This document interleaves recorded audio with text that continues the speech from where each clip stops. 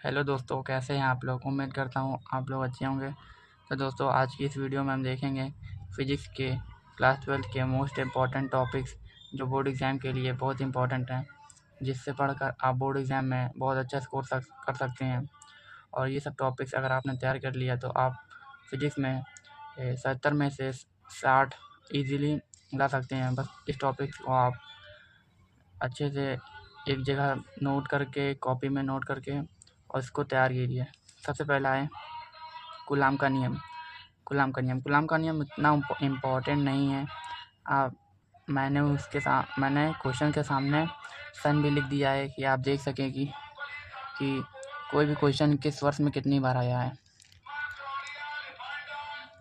आप देख सकते हैं कि कोई भी क्वेश्चन किस वर्ष में कितनी बार आया है। आप उसके अंदाजे से आप उस क्वेश्चन को इम्पोर्टेंट मार्क कीजिए कि ये मेरे लिए कितना इम्पोर्टेंट है।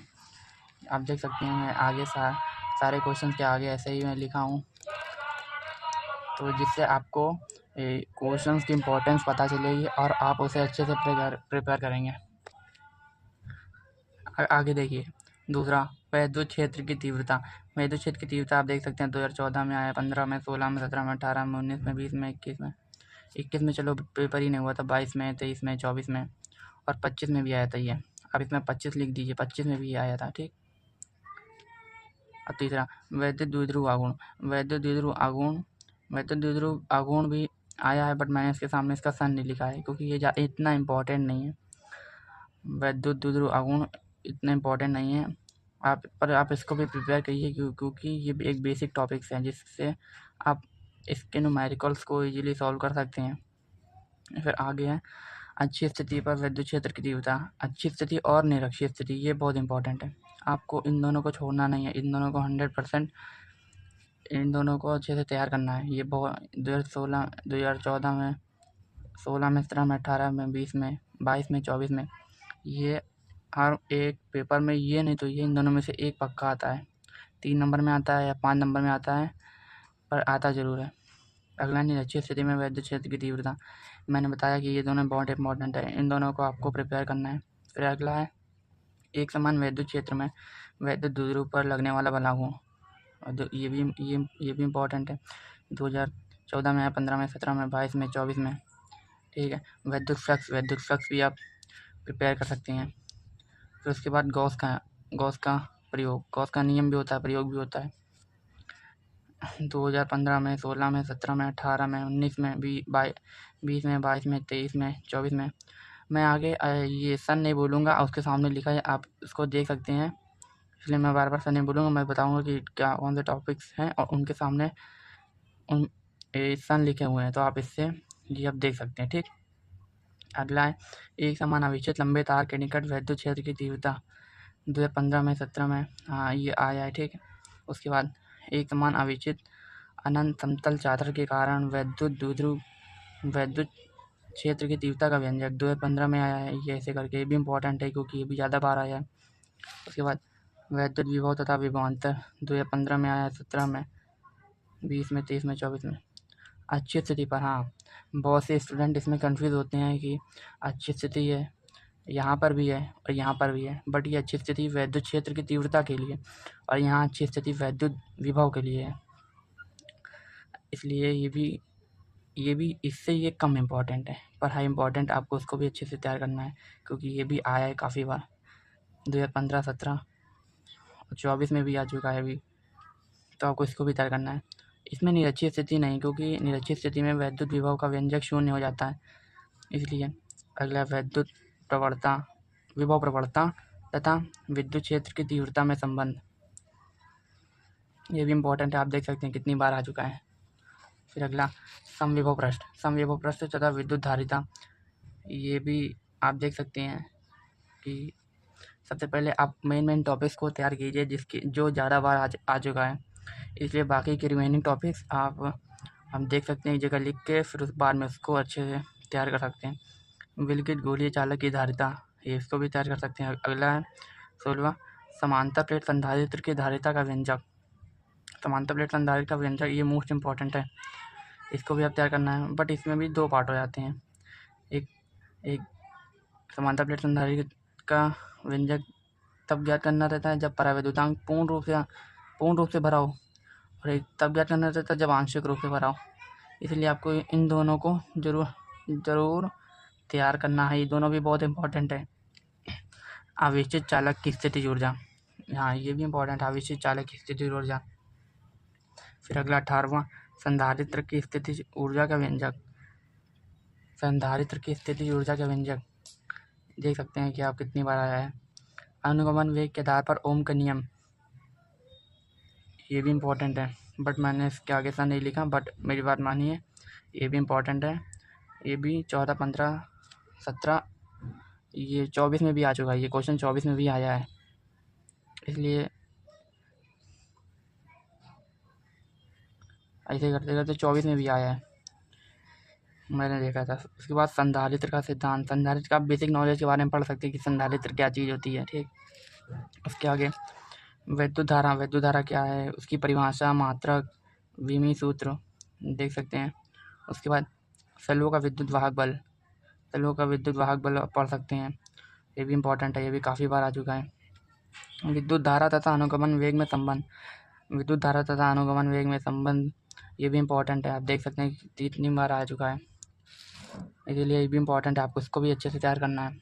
उसके बाद ये काफ़ी इम्पोर्टेंट टॉपिक है, ओम के नियम का सत्यापन। आप यहाँ देख सकते हैं कि ये कितनी बार आ चुका है, इसलिए आपको इसको बिल्कुल नहीं छोड़ना है। किरचॉफ का नियम भी काफ़ी इम्पोर्टेंट है। किरचॉफ के नियम के 2 अनुप्रयोग होते हैं, एक धारा का नियम होता है और एक बंदपाश का नियम होता है। आपको उसको भी अच्छे से समझना है, क्योंकि आप देख सकते हैं कि ये कितनी बार आया है, ठीक है। उसके बाद धारा घनत्व, परिभाषा, मात्रक, विमी सूत्र, ये आपको पढ़ लेंगे, बेसिक नॉलेज हो जाएगी। उसके बाद अगला क्वेश्चन 27वां, विशिष्ट प्रतिरोध, विशिष्ट चालकता, विशिष्ट प्रतिरोधकता। अब इन तीनों टॉपिक्स को मिलाकर ये इन सनों में आ चुका है, इस साल के पेपरों में आ चुका है, इसलिए आपको ये तीनों टॉपिक्स तैयार करने हैं। अनुगमन वेग, ये हो गया व्हीटस्टोन सेतु, ये मोस्ट इम्पॉर्टेंट है। व्हीटस्टोन सेतु, परिभाषा, सिद्धांत, परिपथीय गणना। व्हीटस्टोन सेतु किरचॉफ के दूसरे नियम पर आधारित है, आपको इसको जरूर तैयार करना है। एम्पियर का परिपथीय नियम भी काफ़ी ज़्यादा इंपॉर्टेंट है, आपको उसको भी तैयार करना है। यहाँ से इंपॉर्टेंट टॉपिक्स आना शुरू हो गए हैं।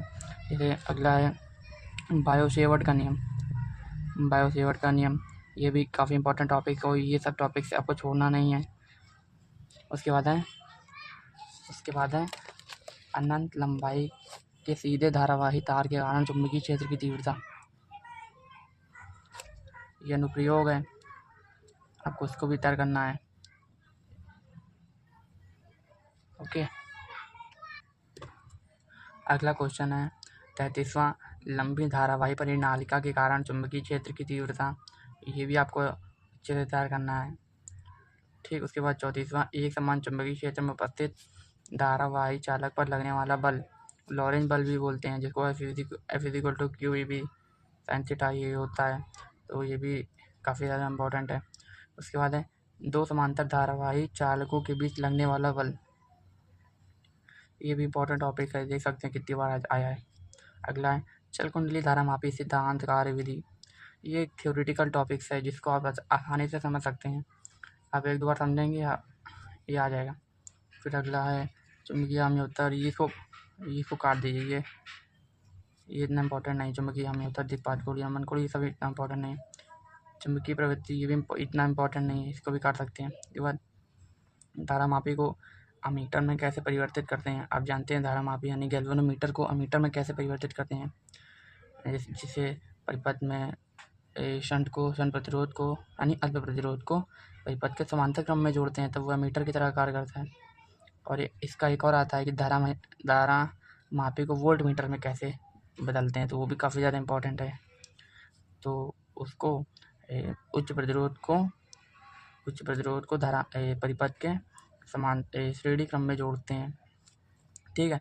अगला फैराडे का विद्युत चुम्बकीय प्रेरण संबंधित नियम, ये भी काफ़ी ज़्यादा इम्पोर्टेंट है, ये भी आपको तैयार करना है। अनुचुंबकीय, प्रतिचुंबकीय और लौह चुंबकीय, ये 3 टॉपिक हैं, आप देख सकते हैं कि इन सनों में आ चुका है, इस वर्षों में आ चुका है।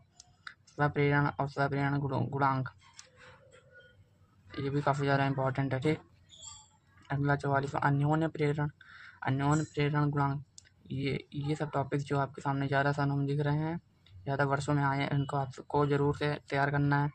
उसके बाद ट्रांसफार्मर, ये बहुत इंपॉर्टेंट है, आपको ट्रांसफार्मर को छोड़ना नहीं है। ट्रांसफार्मर एक बहुत ही इंपॉर्टेंट टॉपिक है जिसका सिद्धांत, रचना, कार्यविधि एग्जाम में ज़रूर पूछी जाती है। क्वेश्चन नंबर 48 है, दो समतल कुंडलियों के बीच अन्योन्य प्रेरकत्व का व्यंजक। ये भी देख सकते हैं आप कितनी बार आ चुका है। अगला है विस्थापन धारा, डिस्प्लेसमेंट करंट आप पढ़ सकते हैं, इजी टॉपिक है। लेंज का नियम भी पढ़ सकते हैं। मैक्सवेल का नियम 51वां क्वेश्चन है, मैक्सवेल का विद्युत चुम्बकीय तरंग सिद्धांत। ये काफ़ी इंपॉर्टेंट टॉपिक है, आप देख सकते हैं कि कितनी बार आया है। विद्युत चुम्बकीय प्रेरण, ये भी काफ़ी इंपॉर्टेंट टॉपिक है। उसके बाद जो कुंडली का कार्य सिद्धांत, जो देख सकते हैं आप कितनी बार आया है, इसको भी आपको तैयार करना है। प्रकाश का परावर्तन तथा उसके नियम, प्रकाश का अपवर्तन तथा उसके नियम, ये एक बेसिक टॉपिक है। मुझे लगता नहीं होगा कि ऐसा कोई व्यक्ति होगा जिसको ये ना आता हो। आप इसके लिए मतलब बेसिक पढ़ सकते हैं, ये तो सबको पता ही होगा। प्रत्यावर्ती धारा का वर्ग माध्य मूल्यमान, प्रत्यावर्ती धारा का वर्ग माध्य मूल्यमान, ये इसका एक डेरिवेशन होता है जो बहुत इंपॉर्टेंट होता है, इसलिए आपको ये ज़रूर से तैयार कर लेना है। ये पेपर में 5 नंबर का आता है।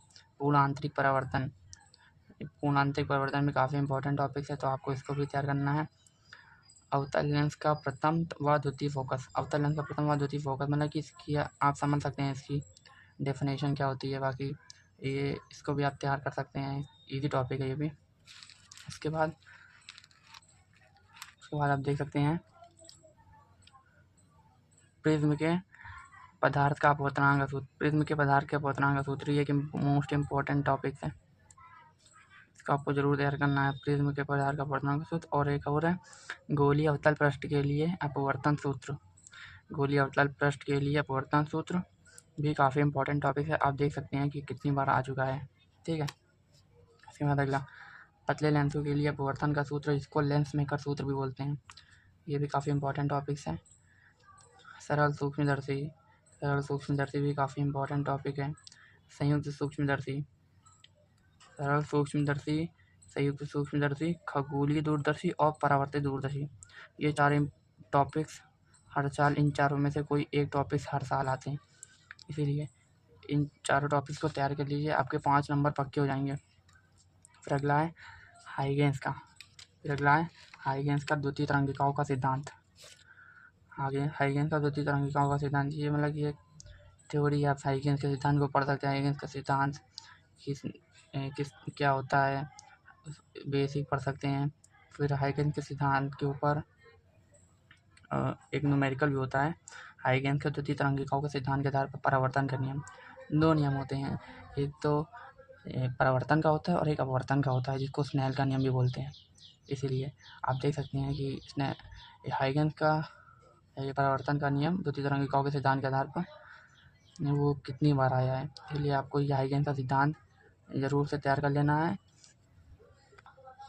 फिर अगला है हाइगेंस का द्वितीय तरंगिकाओं के सिद्धांत के आधार पर अपवर्तन के नियम की व्याख्या, ये भी काफ़ी इम्पोर्टेंट टॉपिक है, तो इसको आपको ज़रूर तैयार कर लेना है। इसके बाद है व्यतिकरण की परिभाषा, व्यतिकरण की शर्तें, ये भी इम्पोर्टेंट है, इसको भी आपको तैयार कर लेना है। ठीक है, कला संबंध स्रोत, ये एक थ्योरी है, मतलब कि डेफिनेशन है, अगर आप तैयार कर लिए तो अच्छी बात है, बाकी ये मुझे इतना इम्पोर्टेंट नहीं लगता है। ठीक, फिर अगला प्रकाश का विवर्तन भी काफ़ी इंपॉर्टेंट टॉपिक है, क्योंकि आप देख सकते हैं पिछले वर्षों में कितनी बार आ चुका है, इसलिए आपको इसको भी तैयार कर लेना है। कार्यफलन, ये मतलब कि थ्योरी है, अगर आप इसको समझ के 1-2 बार पढ़ेंगे तो आपको ये अच्छे से याद आएगी, और ये सरल है। कार्यफलन, देहली आवृत्ति, ये आप देख सकते हैं कितनी बार आया है। प्रकाश विद्युत प्रभाव और उसके नियम, ये भी काफ़ी इंपॉर्टेंट टॉपिक है। ठीक है, आइंस्टीन का प्रकाश विद्युत समीकरण और उसकी मतलब कि परिभाषाएँ, उसकी और से जो प्रकार होते हैं, मतलब उन सबको तैयार कर लेना है, ये थ्योरी है। ये आप देख सकते हैं कि पिछले वर्षों में कितनी बार आ चुके हैं। रदरफोर्ड का अल्फा कण प्रकीर्णन प्रयोग भी एक इम्पॉर्टेंट टॉपिक है, ये भी 2026 में ये ज़रूर आएगा। रदरफोर्ड का परमाणु मॉडल भी काफ़ी इम्पोर्टेंट टॉपिक है। आप देख सकते हैं कि ये पिछले वर्षों में कितनी बार आ चुका है, ठीक है। बोर का परमाणु मॉडल भी काफ़ी इम्पोर्टेंट टॉपिक है। हाइड्रोजन स्पेक्ट्रम भी देख लीजिए कितनी बार आया। हाइड्रोजन स्पेक्ट्रम भी एक मोस्ट इम्पोर्टेंट टॉपिक है। उसके बाद है नाभिकीय संलयन, नाभिकीय विखंडन भी एक मोस्ट इम्पोर्टेंट क्वेश्चन है जो एग्जाम में ज़रूर आता है, ठीक है। ऊर्जा बैंड के आधार पर अचालक या फिर अर्धचालक में अंतर यहाँ पढ़ सकते हैं। पीएन संधि डायोड के लिए अग्र अभिनति और उत्क्रम अभिनति एक मोस्ट इम्पोर्टेंट क्वेश्चन है, ये पेपर में ज़रूर आता है। इसका डेरिवेशन भी आता है, इसलिए आपको इसको ज़रूर तैयार कर लेना है। जैसे कि पीएन संधि डायोड का अर्ध तरंग दृष्टिकारी, पीएन संधि डायोड का पूर्ण तरंग दृष्टिकारी, ये दोनों एक मोस्ट इम्पोर्टेंट टॉपिक्स हैं, आपको उसको ज़रूर से तैयार कर लेना है, ठीक है। उसके बाद है प्रत्यावर्ती धारा के लिए प्रतिबाधा तथा कलांतर की गणना। एक प्रत्यावर्ती धारा के लिए प्रतिबाधा तथा कलांतर की गणना करना ये भी एक इम्पोर्टेंट टॉपिक है। ये हो गए आपके टोटल 83 इम्पोर्टेंट क्वेश्चन। अगर आप बताइए तो मैं इन सारे इम्पोर्टेंट क्वेश्चंस को डिटेल में सॉल्व भी करवा दूँ। अगर आपको ये वीडियो पसंद आई हो तो वीडियो को लाइक और चैनल को सब्सक्राइब कीजिए।